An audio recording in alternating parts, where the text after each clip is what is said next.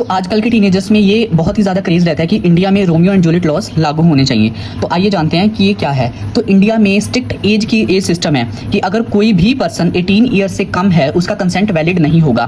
तो अगर दो जने रिलेशनशिप में है बॉय और वो रिलेशनशिप कंसेंशुअल है, वॉलेंट्री है या नॉर्मल टीन एज रोमांस है, पर फिर भी जो इंडियन लॉ है वो बॉय को एज अ प्रीडेटर कंसीडर करेगा। वो बॉय को ऑफेंस के लिए वैसे ही पनिश करेगा जो लॉ इंडिया में एप्लीकेबल है उस पर।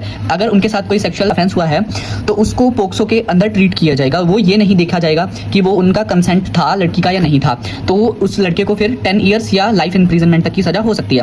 अब रोमियो जूलियट लॉ क्या है? ये कहता है कि अगर कोई भी एक्टिविटी हुई है गर्लफ्रेंड और बॉयफ्रेंड में तो इन टीनेजर्स को क्रिमिनलाइज नहीं किया जाएगा बल्कि एक नॉर्मल रिलेशनशिप की तरह ट्रीट किया जाएगा। तो मान लीजिए कि दो टीनेजर हैं जिन दोनों की एज लेस देन 18 ईयर्स है, तो वो रिलेशनशिप को एज अ क्राइम कंसीडर नहीं करेगा ये स्पेशल रूल। तो अगर कॉन्स्टिट्यूशन की वैलिडिटी देखें तो जो आर्टिकल 21 है कॉन्स्टिट्यूशन का वो ये बताता है कि right to live freely and choose partner, ये हम सबको राइट है। अगर चाहे टीनेजर्स भी हैं तो उनके पास भी ये राइट है कि वो अपना पार्टनर खुद ढूंढ सकते हैं। तो की जजमेंट्स क्या है कि सुप्रीम कोर्ट ने ये कहा है कि ये जो वेपनाइज कर रखा है लोगों ने, दोनों की एज लेस देन 18 ईयर्स है, तो लड़की वाले या उसके पेरेंट्स तो या पुलिस मिस यूज करते हैं इन लॉज का और लड़के को सजा करवा देते हैं। तो इसको वेपनाइज नहीं किया जाना चाहिए। मद्रास हाई कोर्ट 2021 की जजमेंट ने भी यही बोला कि पुलिस जो है वो जानबूझकर टीनेजर्स के रिलेशनशिप को क्रिमिनलाइज कर रही है। और दिल्ली हाई कोर्ट ने भी यही बोला कि ये प्रोटेक्टिव लॉ है कि बच्चों के खिलाफ कुछ गलत ना हो, ना कि उनके रिलेशनशिप को क्रिमिनलाइज किया जाए। तो आप किस पर क्या राय अपना कमेंट करके जरूर बताएं।